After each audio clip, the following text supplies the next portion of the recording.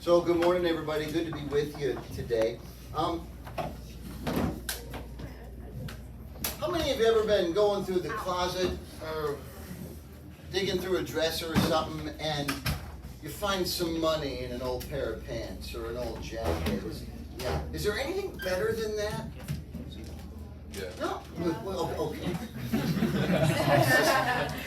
There's a lot. No, there's not. There's nothing better than that. Shut up, I'm the teacher. Okay, let me rephrase that. Isn't that awesome? Yeah. Isn't that awesome when you... I once found, so I remember I found like $40 in an old suit coat once. I found $180 on the floor of the back seat of my car once, cleaned in my car. I don't remember ever losing $180 until like 4 or 5 years ago. I don't remember ever having $180, but somehow there it was. So unless somebody broke into my car, if you saw where I grew up, you'd know that that's very possible. But somebody broke into my car and left $180, it means it was mine. That's Santa. Or Santa. When you find that $5, that $20 in the pocket of an old pair of pants, it's not really a gift because it's yours unless you stole the pants. It's yours, but it feels like a gift because it's this buried treasure that you had forgotten all about. When A.J. Swoboda opens the book Subversive Sabbath, he tells a couple of stories just like that. He tells the stories that apparently true stories that somebody spent $4 on an old picture frame at a thrift store, and then turned out that behind whatever stupid picture came with the frame, there just happened to be an original copy of the Declaration of Independence. Oh yeah. He tells a story that somebody's having repair work done on their home, and he found an old bowl that just somebody left behind. The bowl turned out to be a priceless Song Dynasty Chinese work of art that turned out to be worth $2.2 million. And what Swoboda's trying to do is he's trying to compare the concept of the Sabbath day and Sabbath rest to a rediscovery of a long forgotten treasure. Because given the fact that Judaism and Christianity have played such an influential role in our culture over the centuries, Sabbath is not a gift, says Swoboda, that comes to us from the outside, but it's part of our own cultural heritage that has been lost sight of.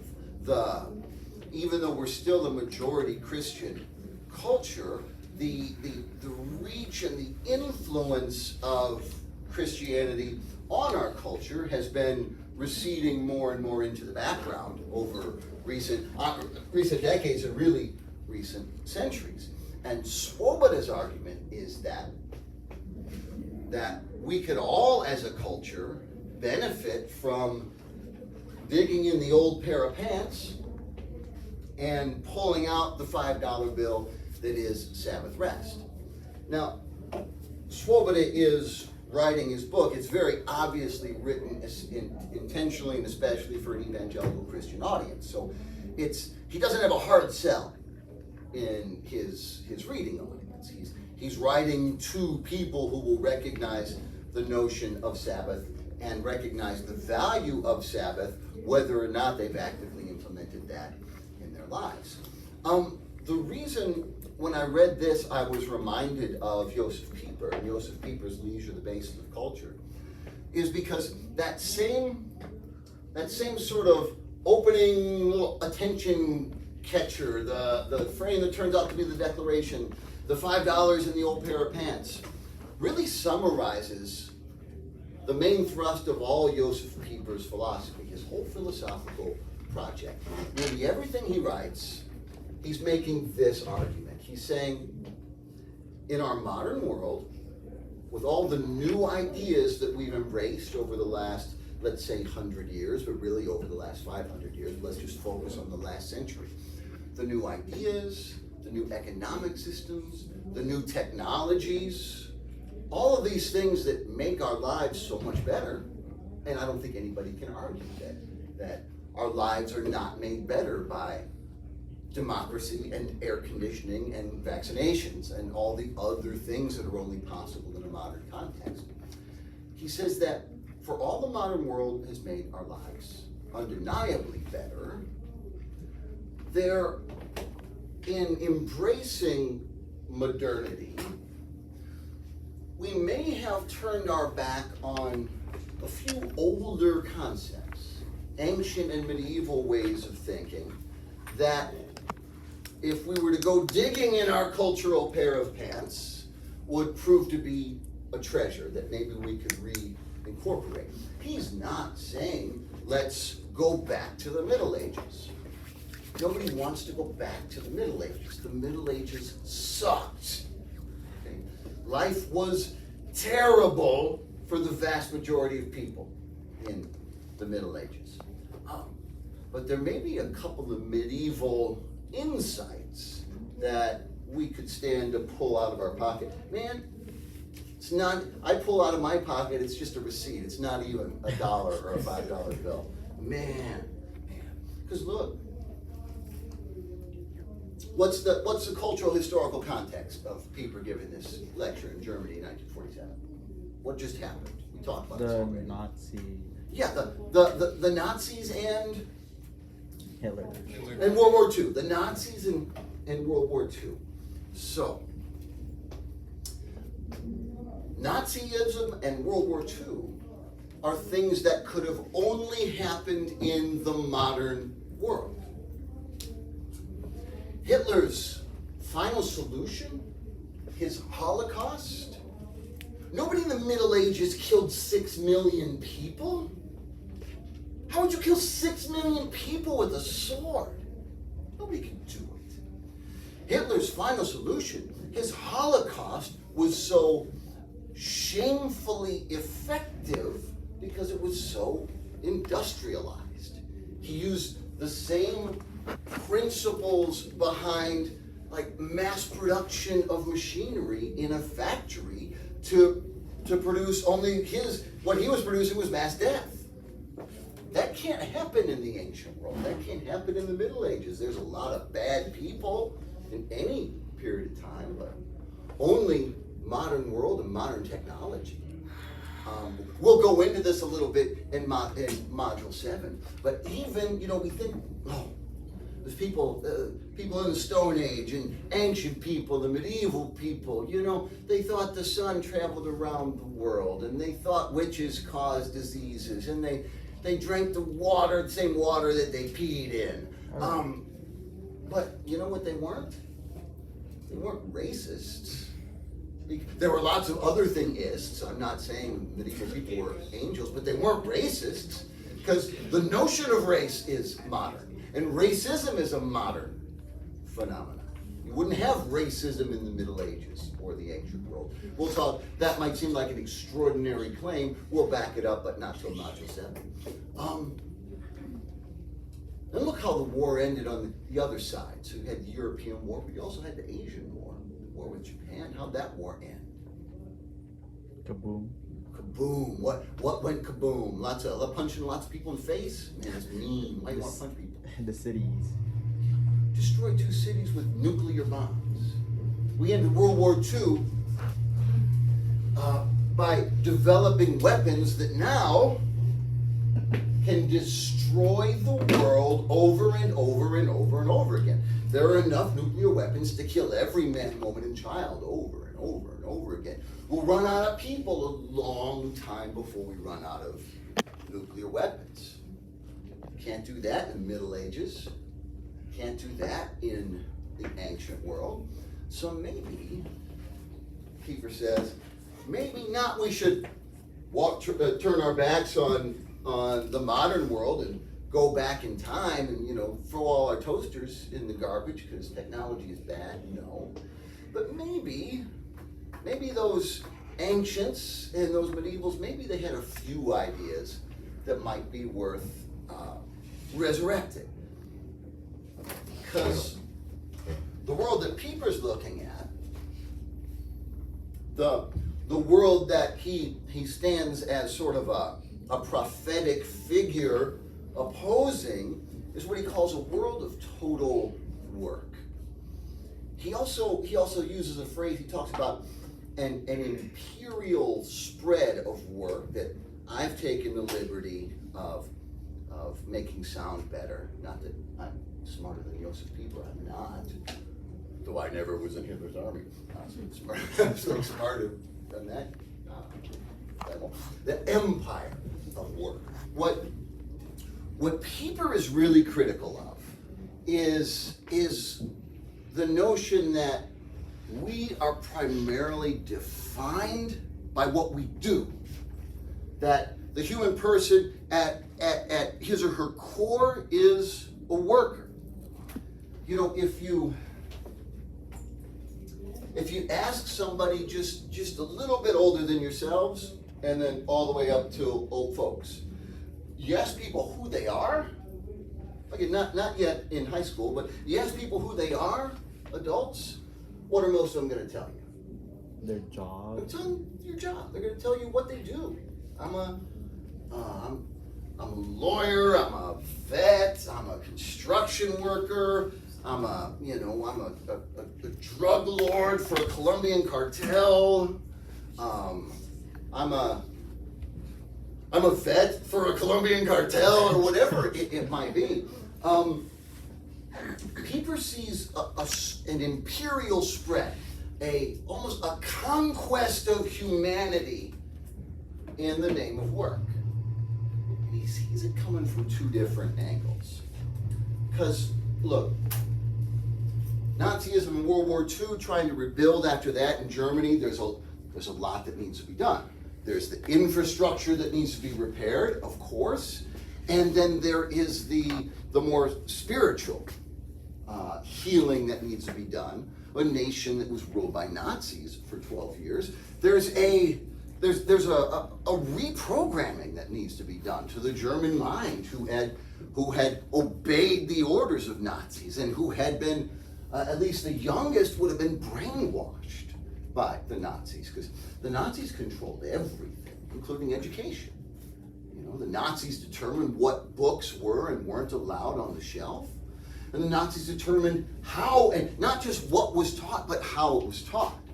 So even in elementary school, even a kindergartner, that's a German word, by the way, kindergarten, even a kindergartner or a first grader who's just learning to work with numbers, you know, the examples in a story problem in first or second grade are going to be something like there are three strong Germans and 6 dirty Jews.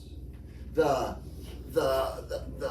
grasp that the Nazis had on the German mind started almost in the womb. So that needs to be repaired. But then there's a more practical problem. We call this denazification. Denazification had to happen. But now, here's another problem. So infrastructure is demolished. All right? We need engineers. We need creative people. We need leaders to step forward to help us rebuild our society. Well, who were all the competent people? Who were all the leaders? Who were all the people that knew how to do anything in Germany at the time? They're the Nazis. They were Nazis. Yeah.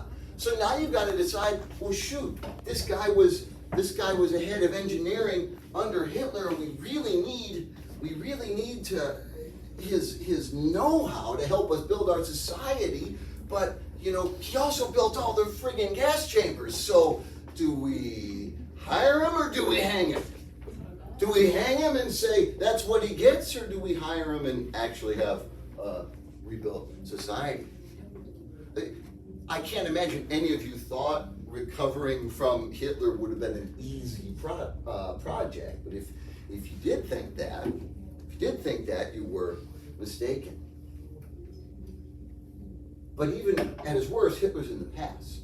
From Pieper's perspective, it's 1947. Hitler's been dead for 2 years. there's something going on in the present, in Pieper's present. Because it's the beginning of what we call the Cold War. What's a Cold War? What was a Cold War? Like hidden? I don't know. This is about the only thing anyone ever talked about for 50 years. It wasn't. I don't know. I don't know say it. It's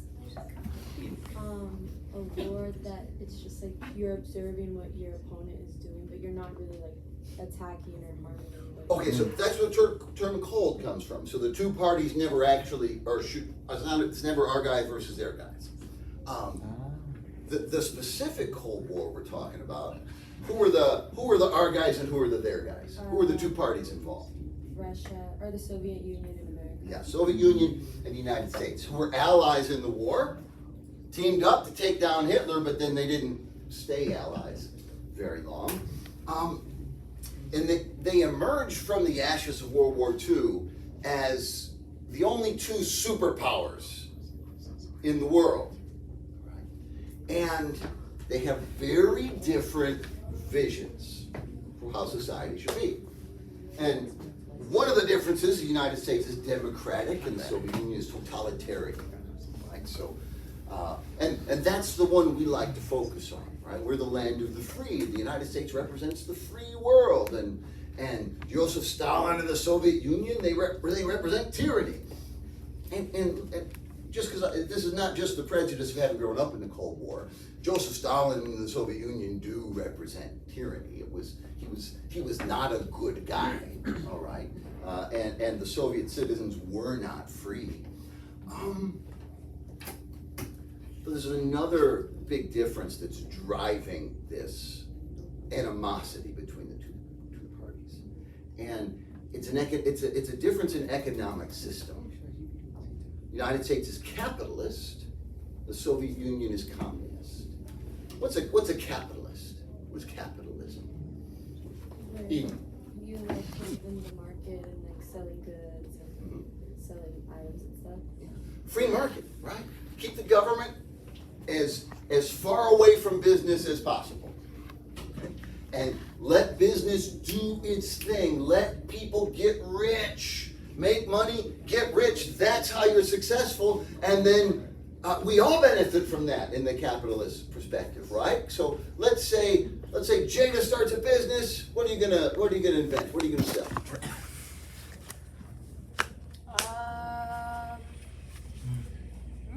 I don't know. I'm not really sure. All right. So she invents a device that will let you answer any question you're asked when you're put on the spot in class without hesitation and without embarrassment. And she becomes a multi-millionaire. Now, Talia Lynn Curtis, she's not a multi-millionaire, but she works at Jada's factory, right? So she makes a living. And so the wealth of Jada trickles down to Italia. And so that's sort of the thought behind capitalism, that let the moneymakers make their money and it'll flow down and benefit everybody. Soviets are communist. What's communism? When everybody should have like equal amount of facilities. Yes. See, all the problems in society are because of A, people playing on the right pants while I'm teaching, and B, all the problems in society are because of Jada. What? Yes, thank you for all the problems in society. All the problems in society are because of these super rich capitalists, What? all right? No, Mr. It's- Capitalism is the solution. It's Italia. It's Italia who does the work. It's Italia who sweats at the machine building Jada's little who's it or what's it, and it's Jada who takes home all the money. So what we need is to take the means of production out of the hands of the wealthy and divide them up equally. No more rich, no more poor. To everyone according to his need, from everyone according to his ability. Workers of the world unite, says Karl Marx, the father of communism. You have nothing to lose except your chains. Now these are two systems that are as far apart as possible. But sometimes, when systems are far apart, something interesting happens. Ew, Zoraida, come join me.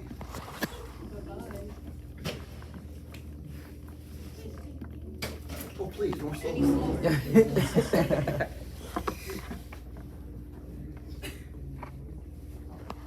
Stand to my left.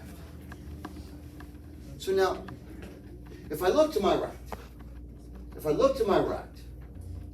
Zoraida is the furthest person away from me on earth when I'm looking to my right. There is no one on earth farther away than you, Zoraida is. Okay?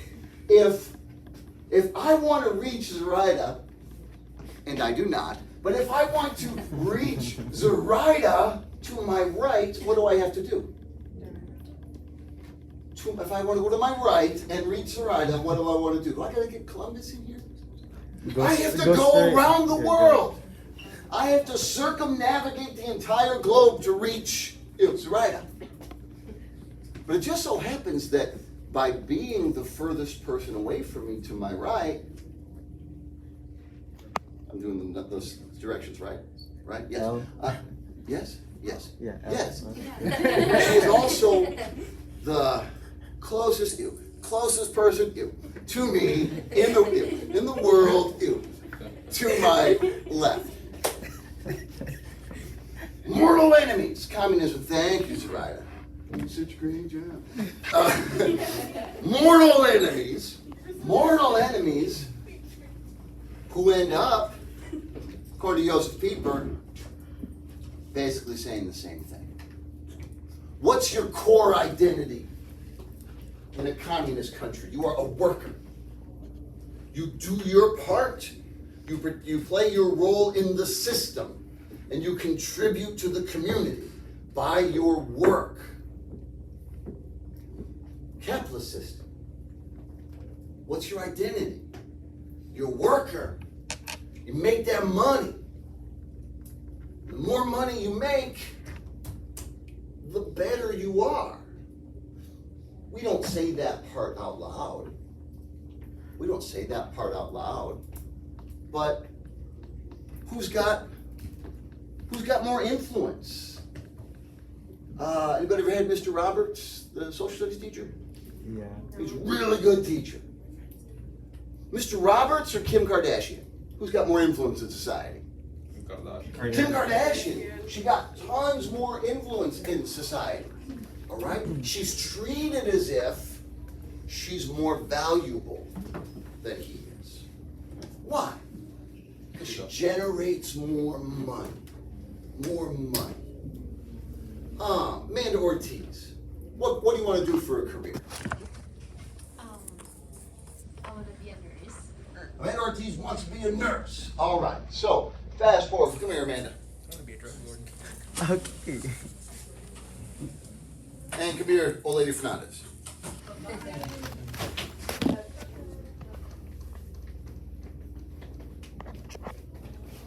I see the job ads for nurses. It comes with like $5,000 signing bonus. You know, you accept the job and you don't quit for 90 days and just here's an extra $5,000. Just hand it to you. So 10 years from now, Amanda Ortiz is a nurse. Didn't you say you would kill all your friends for money? In a different discussion? She did.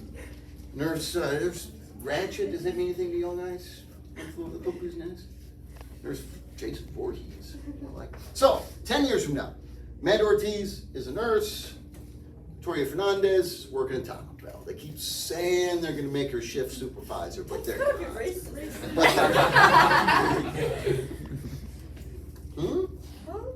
Huh? You're Portuguese. I'm sorry, you're Brazilian. Okay, that was racist. Not the Taco Bell. Did you look what? What? Oh, I ain't touching that with a 10-foot pole. All right, so Victoria's working at Taco Bell. Amanda Ortiz is a nurse. Who's more valuable? A taco worker? Stop. Wait, Jewish mouth. I spaced out. Who do we treat as more valuable? The The nurse. right? She's doing more, she's more useful. That's what, you see, you guys want to see the word, slice right through. So, we treat those who generate more income and those who are more useful as if they are more valuable. That's one of the symptoms of the modern world that Pieper is diagnosing. That he's trying to correct. Because a classical, at least, well, classical wouldn't be right, but a medieval answer to that question would have been driven by explicitly Christian themes. A medieval answer to that question would be, they're both equally valuable, they're intrinsically valuable, because the human person has inviolable dignity, and the dignity of all is equal.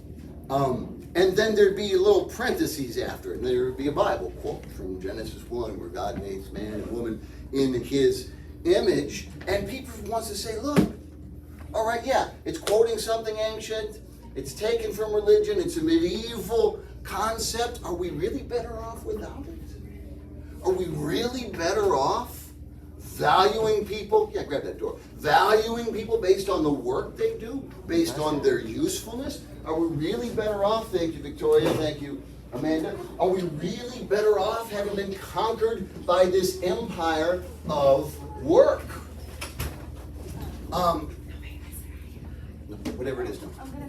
Whatever it is, no. So, Pieper quotes Max Weber. Max Weber is a strong advocate of capitalism. Max Weber says, one does not only work in order to live, but lives for one's work. Does Pieper like that? Is he quoting him positively? That your value, your purpose, your function, the reason for your life is your work?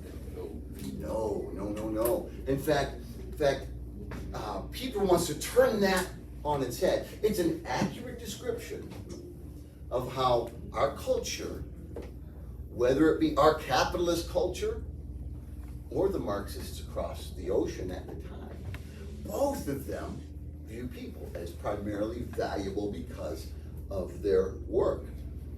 Pieper goes all the way back to Aristotle, and Aristotle says, not that we live to work, but that we work in order to do what? Why do we work? What's the purpose of work? To get money. To be at leisure. In order to be at leisure. That's what he expects to be pretty controversial. And then he shares with us a little fun etymology, a little fun history of language. So this is my badly written approximation of the Greek word skole, which means leisure. If you've had my humanities course, you've heard this part before in like the first or second week. Skole, what does that sound like in English? School. Yeah, and in Spanish, escuela. And probably Portuguese, does it sound? Escola. Escola. Okay, I didn't, but was it escala? Escala. Yeah, that's where all those words come from. The connection is on purpose. We named this place, it's like house of leisure, place of free time, rest, and enjoyment. Sure. Does that sound strange to you? Do you feel like you're at leisure when you come here? No. Like the Swan? You feel at leisure? No. You have a party? No. Just chilling?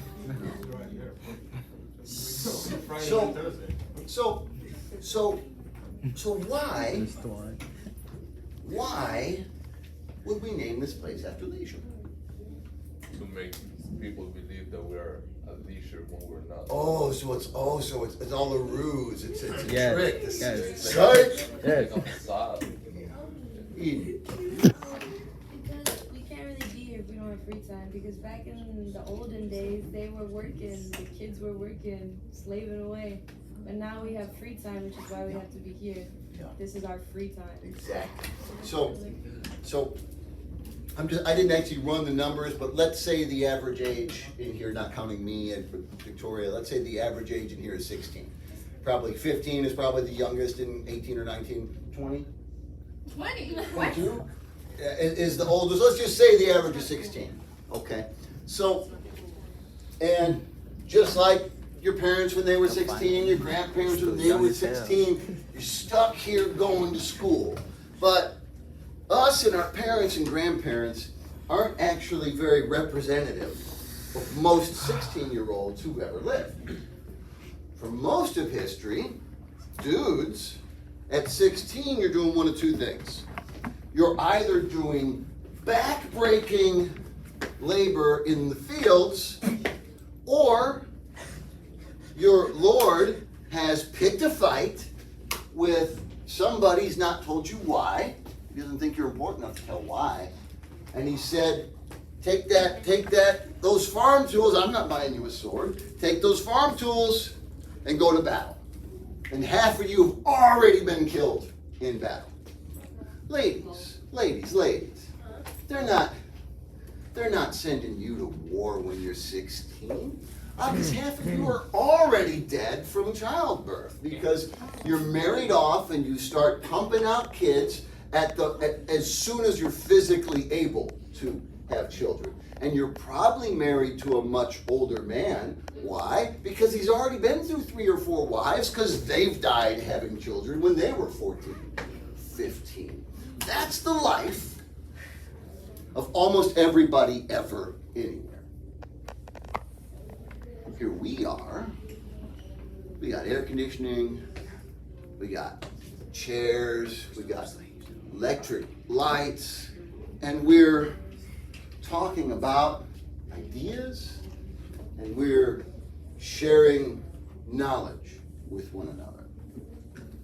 It's something we can only do because our society recognizes the intrinsically good value of education and therefore allows us to take 12 years, add on kindergarten 13 years.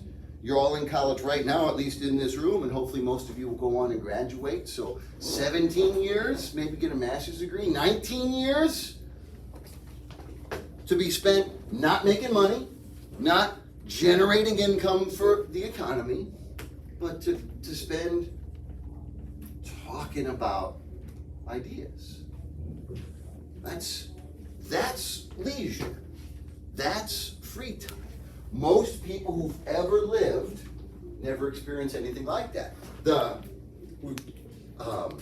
schools in Aristotle's day, there was Plato's school, the Academy, there was Aristotle's school, the Lyceum. Who got to go to those schools? You.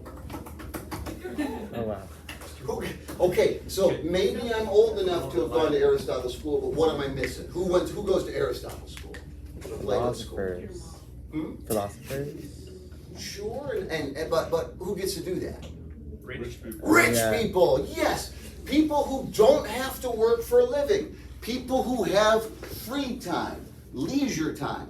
And that's why we call, and Pieper, I should have this page on the screen, but Pieper draws our attention to that. That's why we call the kinds of things studied in Plato's school and Aristotle's school, we call them liberal arts. Liberal means free. You've probably, if you haven't taken my humanities class, you've probably heard that word all your life and nobody told you what it meant. In the ancient world, liberal arts were the things that free people studied, because only free people had free time. History, literature, philosophy, art, music, poetry, theoretical math. The servile arts, on the other hand, in the ancient world, that's what enslaved people studied. Servile is connected to the word for servant or slave. Of course, today we don't live in a slave state, thankfully. Servile arts today are, I said we don't live in a slave state, thankfully. Why is that funny? Did you hear what she said? What'd she say? Okay, you don't have to point at Bernard. Ooh. You're racist. No. Servile arts. I did not say that. You can never go wrong with all Servile arts are those things we study because they serve a purpose. We value them because they're useful. Today we don't use servile arts much. We call them STEM, science, technology, engineering, mathematics. And that's where we pour the money And the emphasis in schools is in the STEM fields. Why? Because they're useful. Pieper says the best compliment you could give Josef Pieper is say, you know what, I read it and it was a waste of time. It was totally useless. Because Pieper is singing about, well, he's not singing, he is writing about, I was going to say singing the praises of, and I forgot to take the word singing out. He's writing about the value of leisure, because when we are at leisure, when our time is free, and we are determining for ourselves what we are going to do, that's when we're doing what we love. That's when we do the things that make us most truly ourselves and most truly human. Pieper is not trying to say that work is bad, nobody should have a job, we should all quit. What he is saying is that a culture that wants to define us by our work and make work the primary purpose of our life is a culture which has lost sight of what's really important. A lot of people in Module 4 reflection, when I asked you about the Greek and Latin words for leisure and work, you went and Googled them instead of just telling me what was in the book, and you ended up with wrong answers. The Greeks, at least in Aristotle's time, didn't really have a word that's parallel to our word work. They used, here's skole, leisure, they used eskole, not leisure. That was their work. That was their word for work. Aristotle says we're not at leisure in order to be at leisure. He's okay. Well, one more point for today, and we'll do the rest tomorrow.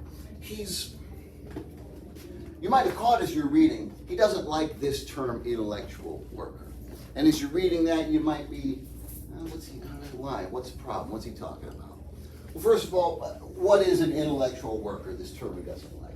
Well, it's a term that describes people like me, or lawyers, or politicians, people who don't labor with their bodies, but we perform the duties of our careers essentially with our minds.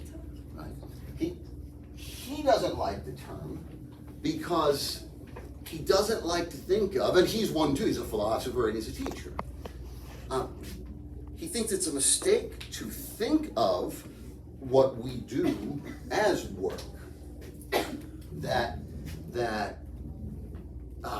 my ability to stand here and do this and teach and then collect a paycheck to be supported, allowed to live by doing it, is a symbol, or is indicative of the fact that I don't work, that I've made leisure my life. He says, up until this time, the present day, at least from the point of view where someone who worked with his hands, the province of intellectual enterprise tended to be looked on as a kind of paradise, where nobody needed to work. At the heart of this privileged province lay philosophy, something at the furthest removed from the working world. Now, if I were to take a poll of all my fellow teachers, I don't know how many of them would consider what we do here at Four Corners to be living in paradise. But I kind of do. I often say that I'm the happiest person you'll ever meet. I get annoyed when I have students like Victoria and Hanson, but I'm the happiest person you ever meet. I don't have to work for a living. That's because what I do isn't work. What I do is leisure. What I do is about not being useful. My classes don't make you my classes aren't designed to make you a better veterinarian or a better architect or a better burrito smith or whatever. They are designed to make us better, period. What I do, what Pieper does, is designed to help people flourish and to thrive. What we do are things that are intrinsically good for their own sake, versus instrumentally good only because they're useful. So what Pieper's going to do next is Pieper's going to highlight 3 areas in which this empire of work, you know, in his day it looked like the Americans and the Soviets weren't working together anymore, but they were philosophically, if he's right, this empire of work, this creeping movement to redefine our value based on our function, based on what we do.